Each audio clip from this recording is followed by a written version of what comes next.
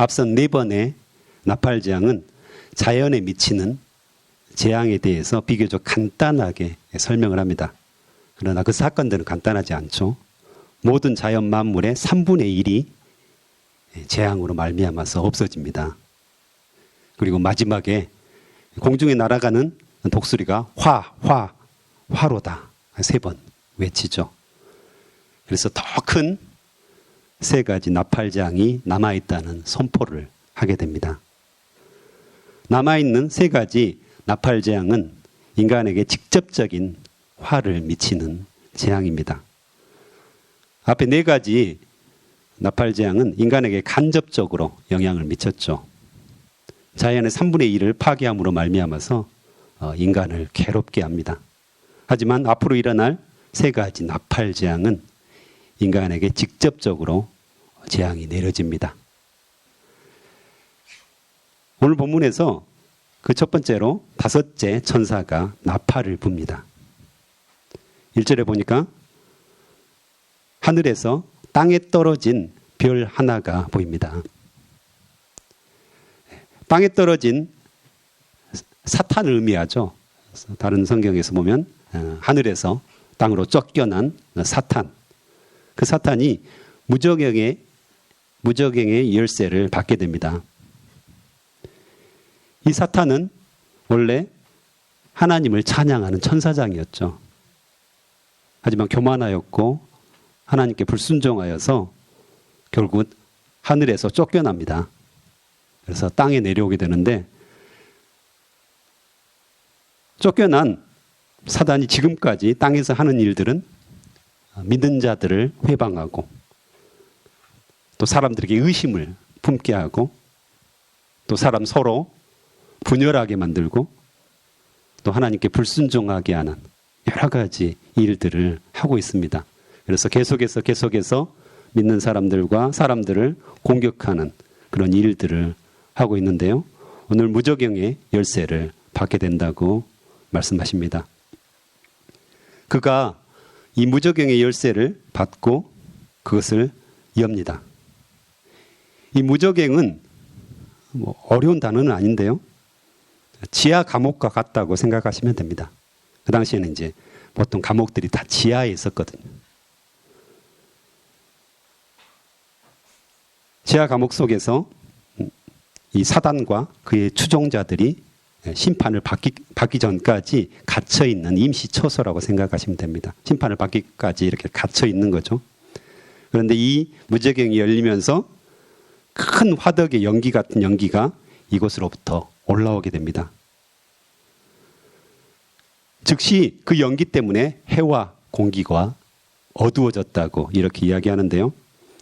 이 연기 생각하시면 앞에 보면 기도의 향연. 그래서 우리가 기도할 때 향연과 함께 하나님께 올라간다. 하나님 보좌 앞으로 올라간다는 구절들을 우리가 보았습니다.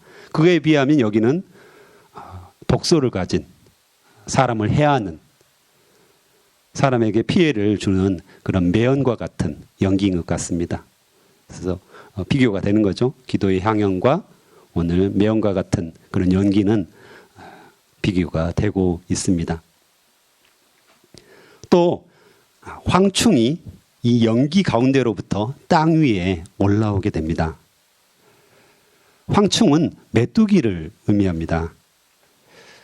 그런데 여기서 조그만한 그 메뚜기라 이렇게 표현하기에는 좀 어려운 것 같고, 여기서는 아마 무시무시하게 크고 강한 괴물과 같은 그런 황충, 메뚜기인 것 같습니다.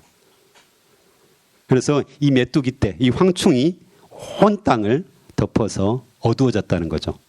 최근에 지금 뉴스를 종종 보면 이 메뚜기 때 때문에 중동 지역, 그다음에 인도, 파키스탄, 중국까지도 큰 피해를 입고 있습니다. 하늘을 완전히 덮어버리는 거죠. 그래서 푸른 초목들은 다 먹어버리기 때문에 굉장히 큰 피해를 줍니다. 아마 이것을 비유적으로 표현하기 위해서 이 황충, 메뚜기를 이렇게 이 본문에서 나타내고 있는데, 어쨌든 무시무시한 괴물과 같은 그 황충이 전갈의 권세와 같은 강력한 권세를 받았다. 이렇게 말씀하십니다. 강력한 권세를 통해서 세상을 멸할 수 있는, 사람들을 괴롭게 할 수 있는 그런 힘을 가지고 있다라고 이야기하는 거죠. 그렇다면 권세를 받았으면 그것을 준 존재가 있을 것입니다. 받았다는 것은 누군가 주었다는 것을 의미하는 거죠. 누구일까요? 바로 하나님이십니다. 이 요한계시록에 나오는 모든 심판과 재앙은 하나님의 허락하에서 일어납니다. 또한 하나님께서 다 제한을 두고 계심을 알 수가 있습니다. 그냥 마음껏 황충 네 마음대로 하라 이렇게 이야기하지 않으시고요. 오늘 또 보면 4절 5절에 보면 해하지 말고 해하라 못하게 하시고 하게 하시는데, 이런 구절들이 계속 반복되고 있습니다. 그들에게 이르되 땅의 풀이나 푸른 것이나 각종 수목은 해하지 말고 오직 이마에 하나님의 인침을 받지 아니한 사람들만 해하라 하시더라. 그러나 그들을 죽이지는 못하게 하시고 5달 동안 괴롭게만 하게 하시는데, 등등 하나님께서 허락하신 한도 내에서 심판과 재앙을 내리고 있음을 알 수가 있습니다. 마음대로 할 수 없다는 거죠. 또한 정확하게 구체적으로 오직 이마에 하나님의 인침을 받지 아니한 사람들만 해할 수 있습니다. 계시록 7장에 보면 인침받은 자들에 대해서 쭉 나오잖아요. 하나님께서 택하시고 인을 딱 찍어가지고 하나님의 사람들, 너는 내 것이다, 나의 소유다, 이렇게 분명하게 딱 이야기를 하시죠. 또한 믿음적으로 보면 성령에 충만한 사람들, 오직 하나님만을 섬기고 하나님만을 따르는 사람들, 이 사람들에게 하나님께서 인을 쳤다고 분명하게 말씀을 하시죠. 또한 그 사람들을 이 환난 중에, 이 재앙 중에, 심판 중에 보호하시겠다고 말씀하십니다. 이게 바로 인침받은 사람들입니다. 근데 오늘 누구를 해할 수 있습니까? 하나님의 인침을 받지 아니한 사람들. 인침을 받지 아니했다. 이건 어떤 의미일까요? 하나님을 버리고 사단을 쫓았던 사람들이죠. 그런데 이 황충이 누구입니까? 나중에 보면 이 황충의 두목이 사단입니다. 무적에게 사자. 사단임을 알 수가 있습니다. 그 황충은 사단의 하수인이죠. 그래서 사람들에게 괴롭게 하는데, 이 황충이 누구를 지금 해야 한다고 합니까? 인침을 받지 아니한 사람들, 즉 사단을 따르는 사람들. 열심히 왜 사단을 따랐죠? 사람들이 자기의 안녕과 또한 평안함과 또 보호함을 바라고 우상을 숭배하고 사단을 따라간 거죠. 잘 살려고, 스스로 잘 살려고. 그런데 어떻습니까? 최종적으로는 이 사단이 자기를 따르는 사람들을 해야 합니다. 열심히 따라갔는데 배신을 당하는 거죠. 이게 사단의 일입니다. 그래서 황충이 인침을 받지 아니한 사람들을 해했다. 이 말은 자기들끼리 싸웠다. 또 자기를 따르는 그런 사람들을 해했다. 이렇게 평가할 수가 있습니다. 그 와중에 하나님은 어떠십니까? 인침을 받은 성도들을 보호하십니다. 철저하게 보호하시고 철저하게 주님의 뜻대로 인도하시죠. 이것들이 굉장히 대조적으로 지금 나와 있는 것을 우리가 발견할 수가 있습니다. 그래서 믿는 사람들, 인침을 받은 사람들은 안심할 수 있고요. 인침을 받지 않는 사람들, 사단을 따르는 사람들은 속히 회개하고 돌아서야 하는 것입니다. 그 경고들을 분명하게 여기에 기록하고 있는 거죠. 하나님의 은혜로 하나님의 자녀들, 인침을 받은 사람들은 심판과 재앙 가운데서 건지십니다. 예수 그리스도를 믿는 우리 모두는 하나님의 자녀들로 인침을 받은 사람들입니다. 그것을 확실하게 우리는 고백해야 합니다. 이 사람들을 하나님께서 보호하시고 지키시겠다고 하십니다. 하나님의 인침을 받지 아니한 사람들만 해하라. 만 해야 하는 겁니다. 인침을 받은 사람들은 절대 이 황충이 건들지 못하도록 완전하게 제한을 한 그런 재앙입니다. 심판이고. 그런데 오늘 본문을 또 보면 재밌습니다. 사단을 섬기는 하나님의 인침을 받지 아니한 사람들을 죽이지 않고 5달 동안만 괴롭게 합니다. 이 고통은 전갈이 사람을 쏠 때 괴롭게 함과 같다고 지금 분명하게 표현하는데요. 불 한번 쐬보셨죠? 불 쐬면 어떻습니까? 막 부풀어 오르고 빨갛게 되면서 굉장히 따끔따끔 아프잖아요. 그런데 전갈 실제로 본 적이 없잖아요, 저희들이. 근데 이제 다큐멘터리 같은 거 보면 사망을 가다가 전갈 뒷꼬리에서 독침을 맞으면 사람들이 죽잖아요. 얼마나 극심한 고통이겠습니까? 전갈에 쓰이면 죽는 거잖아요. 근데 오늘 본문에서는 죽고 싶으나 죽음이 그들을 피하고요. 너무 괴로웠는데 너무 고통스러운데 어떻게 할 수가 없다고 이야기합니다. 죽기를 구하여도 죽지 못하고 또 심판의 극심한 고통을 지금 표현하는 거죠. 고통의 최후의 수단이 사람들은 죽음이라고 생각합니다. 그렇죠. 죽어버리면 끝나지. 이렇게 말씀하시잖아요, 어르신들이. 근데 그 죽음조차도 자기 마음대로 결정할 수가 없습니다. 너무 괴로워서 죽고 싶은데 죽음이 피하고 죽을 수가 없는 그 심한 고통들을 지금 표현하고 있는 것입니다. 그래서 어르신들, 할머니들이 아이고 죽겠다, 아이고 죽겠다 이런 말씀 많이 하시잖아요. 이렇게 말씀하시는 분들이 참 많지만 스스로 어떻게 하실 수가 없더라고요, 보니까. 그냥 말씀만 아이고 죽겠다, 아이고 죽겠다. 굉장히 힘드신 거죠. 연세가 드시면 무릎도 아프시고 허리도 아프시고 뼈가 아픈 게 굉장히 고통스럽다고 하더라고요. 저희 아버님이 예전에 돌아가시기 전에 이렇게 디스크가 이렇게 협착증이라고 해서 아실 텐데 이렇게 뼈 사이가 이렇게 물렁뼈가 있는데 그게 다 이제 사라지면서 이제 연세가 드시니까 워낙 일을 많이 하셨으니까 그게 다 사라진 거예요. 뼈가 뼈를 이렇게 부딪히면서 굉장히 고통스러워 하시더라고요. 그래서 어쨌든 이 황충의 괴롭힘은 5달 동안만 괴롭히는데 사람을 죽이지 않는 죽도록 그렇게 고통을 준다고, 심한 고통을 준다고 말씀을 하십니다. 그래서 5달 동안만 이것도 의미가 있죠. 한계를 주신 거잖아요. 이 재앙의 한계를 주신 건데 이 한계를 주신 것은 왜 주셨을까요? 이것도 동일하게 이건 이제 믿지 않는 사람들을 향한 그런 경고이고 기회라고 볼 수가 있는데요. 돌아와라. 회개해라. 주님 보좌 앞에 나와라.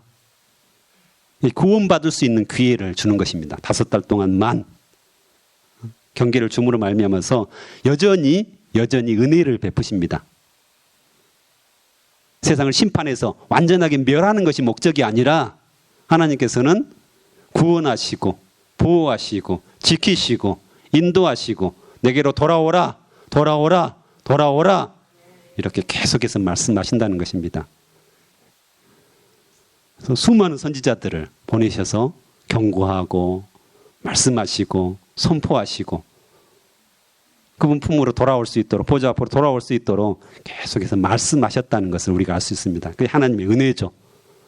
하나님의 은혜가 없었으면 진즉에 세상은 멸할 수밖에 없었을 것입니다.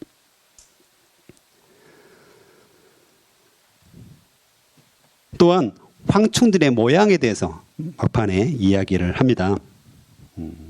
전쟁을 위하여 준비한 말들과 같다고 이야기하는데요. 그 당시에는 이제 전쟁에서 말이 강력한 힘이었죠.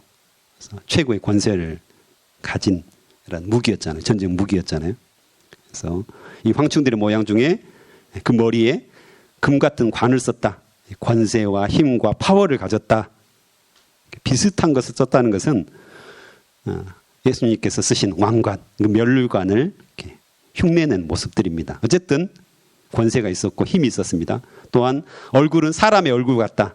지혜로운 모습이죠. 또 여자의 머리털 같은 머리털 있고, 샴푸 광고에 이렇게 찰랑찰랑 예쁜 머리털 있잖아요.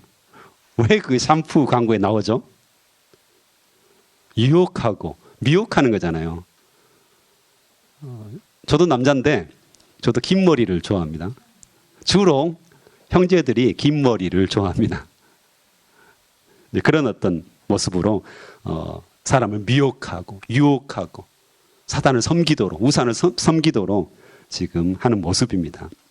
이빨은 사자의 이빨, 강력한 모든 것을 부숴 삼킬 수 있는, 동물들의 뼈까지도 삼킬 수 있는 강력한 힘을 의미하죠. 그 다음에 철 호심경 같은 호심경, 갑옷, 가슴을 보호하는 갑옷을 말하는데, 또한 그 날개들의 소리는 병거의 많은 말들의 전쟁터로 달려 들어가는 소리 같다, 이렇게 이야기합니다. 그래서 무시무시하게 두구두구두구두구 하면서 지축을 흔드는, 그래서 그 소리를 듣는 것만으로도 공포스러운 그 모습으로 지금 황충들이 묘사되고 있습니다. 또 앞에 나왔던 정갈 같은 그런 꼬리에 쏘는 살이 있었고요. 그래서 5달 동안 사람들을 해하는 권세가 있었다 이야기하십니다. 또 조금 전에 이야기했듯이 그들에게 왕이 있으니 무적에게 사자라. 사탄이라는 거죠.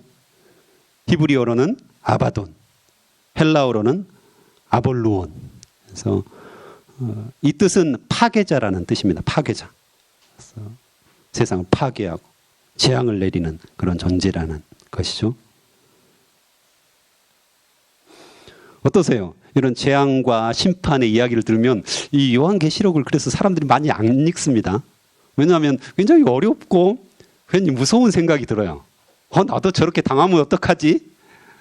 사실 읽어볼수록 굉장한데? 이런 생각이 들어서 굉장히 두려운 마음이 들고 좀 어렵다는 생각들을 들기 때문에 사람들이 요한계시록을 많이 읽지 않습니다. 요즘 중고등학생들이 기말고사를 보고 있어요. 시험 생각나시죠? 예전에 준비가 잘 돼 있으면 어떻습니까? 기대가 되죠. 이 시험을 통해서 내가 내 실력을 드러낼 수 있어. 부모님께 칭찬받을 수 있어. 선생님께 칭찬받을 수 있어. 기회가 되잖아요. 근데 준비가 안 돼 있으면 어떻습니까? 굉장히 불안하죠. 그래서 컨닝을 할까? 이런 생각들이 드는 거잖아요. 엊그제 우진이가 제가 새벽기도 후에 갔더니 빨리 일어납니다. 우진이는. 그래서 기도해달라고 저에게 이야기하더라고요. 왜? 그랬더니 시험 보는데 굉장히 떨린다고 이야기를 하더라고요. 그래서 무릎을 꿇린 후에 제가 기도를 해줬거든요. 또 왜 떨리냐고 했더니 시험 준비를 잘 안 했답니다. 이런 어떡하죠? 그래서 기도해 줬습니다. 어쨌든 우진이는 뭐 내신이라든가 성적이라든가 크게 상관이 없는데 그래도 시험이라 자기 딴에는 두려운가 봅니다. 준비가 안 됐는데 시험을 봐야 되고 자기 실력으로는 다 풀 수 없는데 이거 찍어야 되나? 뭐 이런 생각들이 드니까 굉장히 두렵다고 이야기를 하더라고요. 조금 전에 말씀드렸잖아요. 시험 준비가 잘 돼 있으면 시험은 자기 실력을 드러낼 수 있는 기회니까 즐거울 것입니다. 하지만 그렇지 못한 사람들은 두렵습니다. 마찬가지로 이 요한계시록과 수많은 성경들의 심판과 재앙의 경고는 우리에게 미래를 준비하도록 요구합니다. 에베소서에 보면 잠자는 자여 깨어서 죽은 자들 가운데서 일어나라. 그리스도께서 너에게 비추이시리라. 이 말씀이 있습니다. 우리는 깨어나야 됩니다. 미래를 준비해야 됩니다. 우리는 죽은 자들이 아닙니다. 우리는 인침을 받은 사람들입니다. 택한 족속입니다. 하나님의 나라입니다. 하나님의 거룩한 제사장들입니다. 세상 사람들과 비슷해 보입니다. 오히려 또 우리가 부족해 보입니다. 하지만 근본은 다릅니다. 그들은 죽은 자들이고요. 우리는 산 자들입니다. 단지 조금 게을러서 아니면 훈련이 덜 돼서 잠들어 있을 수는 있습니다. 그래서 비슷해 보일 수는 있습니다. 그러나 이제는 깨어서 일어나야 합니다. 회개해야 됩니다. 예수 그리스도께 돌아와야 합니다. 흰 옷을 입어야 합니다. 하나님 보좌 앞에 나아가서 주님을 깊이 있게 만나야 됩니다. 그러면 약속을 하셨죠. 우리가 주님을 찾고 또 찾고 깨어 일어나서 주님과 만날 때 하나님은 우리에게 빛을 비추시겠다고 말씀하십니다. 성령 충만한 우리를 통해서 복음을 전파하시겠다고 말씀하십니다. 또한 극심한 심판과 재앙에서 우리를 보호하시고 구원하시겠다고 약속하십니다. 결국은 세상에 흔들리는 이 흔들리는 세상에서 계속해서 악으로 달려가는 세상, 또한 코로나19라든가 지진이라든가, 지진도 엄청난 지진들이 1세기에 한 번 일어날까 말까 한 지진들이 계속 일어났잖아요. 최근에 좀 잠잠하긴 한데 처처의 심판과 재앙의 소식들이 가득합니다. 그때 우리는 어떻게 살 것인가? 그리스도인들은 어떻게 살 것인가? 요한계시록은 분명하게 이야기를 하고 있는 것입니다. 보좌 앞으로 나아가라. 돌아와라. 회개하고 주님의 품에 거하라고 약속하십니다. 주님을 굳게 붙잡아야 된다고 말씀하십니다. 아마 모르긴 몰라도 성경 말씀에 의하면 우리가 갈수록 그리스도인들이 살기는 평안하지는 않을 것입니다. 늘 고난이 있을 것이고요. 고통이 있을 것이고요. 예수 그리스도를 붙잡고 보좌 앞으로 나아가면 나아갈수록 사단은 결코 우리들을 내버려 두지 않을 것입니다. 철저하게 우리를 대적할 거라는 것입니다. 이건 사실입니다. 거기서 우리가 물러서고 도망갈 것인가? 아니면 두 발을 굳게 서고 주의 말씀 안에 굳게 서서 인내하고 견뎌내고 오히려 싸워서 승리할 것인가? 우리에게 선택을 하도록 하나님께서 말씀하십니다. 그래서 이런 말씀을 통해서 강하고 담대한 전투하는 교회죠. 요한계시록 전체 교회들을 보면 전투하는 교회입니다. 싸우는 교회입니다. 사단과 싸우고 세상과 싸우고 죄악과 싸우는 교회. 그래서 굉장히 어떤 이 전투적인 용어, 강한 용어 이때 많이 쓰이고 있거든요. 그 이유가 있는 것이죠. 그만큼 세상은 어두워질 것이고 그 안에서 빛과 소금의 역할로 우리가 살아남으려면 강하고 담대한 믿음들, 강한 훈련들이 계속해서 필요하다고 말씀하십니다. 주변을 보시면 새벽기도에 나온 분들은 굉장히 지금 전투할 준비들이 되어 있는 분들입니다. 그런데 성경은 또 뭘 말씀하시죠? 혼자 싸우는 게 아닙니다. 일어나 함께 가자. 예수님께서도 말씀하시죠. 일어나 함께 가자. 일어나 함께 가자. 우리 손을 잡아주시고 함께 가는 겁니다. 교회도 역시 똑같죠. 예수 그리스도를 닮아가는 교회는 함께 가는 것입니다. 나 혼자 신앙이 좋아가지고 앞서가는 것이 아닙니다. 약한 자들, 두려운 자들, 훈련이 덜 된 자들 함께 격려하고 인내하면서 너는 왜 이 정도밖에 안 돼? 몇 년이 지났는데 이 정도밖에 안 되는 거야. 이렇게 비난하고 정죄하는 것이 아니라 일어나 함께 가자. 보좌 앞으로 함께 나아가 보자. 손을 잡아주고 기도해주고.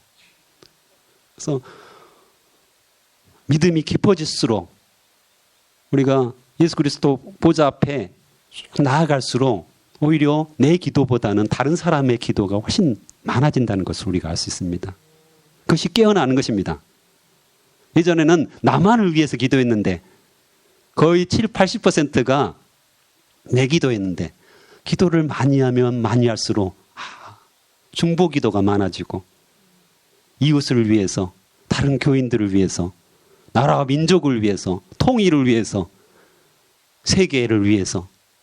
여러분들 그 부분들을 잘 한번 체크해 보십시오. 지금 코로나는 세계적으로 일어나고 있거든요. 근데 코로나 기도를 할 때 나는 어떤 기도를 하고 있지라고 한번 생각해 보십시오. 뉴스에 나오는 세계의 수많은 사람들을 위해서 나는 기도하고 있는가? 콜롬비아 같은 경우는 이제 누가 말씀하시더라고요. 시체들이 거리에 있는 거예요. 장사를 못 지내는 거죠. 우리의 시스템이 완비되지 않아서. 이런 상황에서 우리는 무엇을, 깨어있는 사람들, 하나님의 보좌 앞에 있는 사람들, 흰옷 입은 사람들은 무엇을 위해서 기도해야 될 것인가? 분명하게 답이 나오는 겁니다. 그래서 오늘 우리의 기도가 확장되어지고 깊어지고 넓어지고 놀라운 역사가 일어나기를 간절히 축원합니다. 네, 기도하시겠습니다. 말씀하여 주셔서 감사합니다. 들을 게 있는 자는 들으라. 요한계시록을 통하여서 우리 믿는 자들이, 흰옷을 입은 자들이, 보좌 앞에 선 자들이, 인침받은 자들이 어떻게 살아야 할지 분명하게 말씀하여 주셔서 감사합니다. 심판과 재앙 가운데 우리가 어떤 삶을 살아야 할지 깨어 일어나라고 말씀하여 주셔서 우리가 다시 한번 깨닫게 됩니다.